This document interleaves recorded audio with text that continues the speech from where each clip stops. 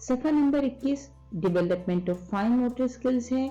इसमें हम बच्चों को बी की ट्रेसिंग सिखाते हैं। ट्रेसिंग सिखाने की वजह से बच्चे लेटर फॉर्मेशन को इन डेप्थ जान जाते हैं।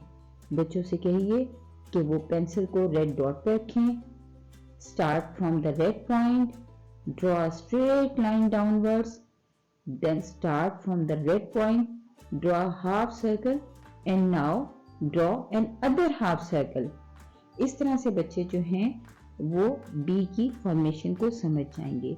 आप कोशिश कीजिए कि इस किताब पर लिखने से पहले बच्चे हवा में लिखें, अपनी हथेली की बैक पर लिखें और बच्चों की बैक पर भी लिखें।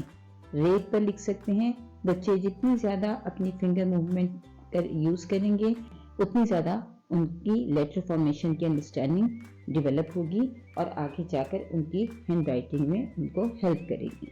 शुक्रिया।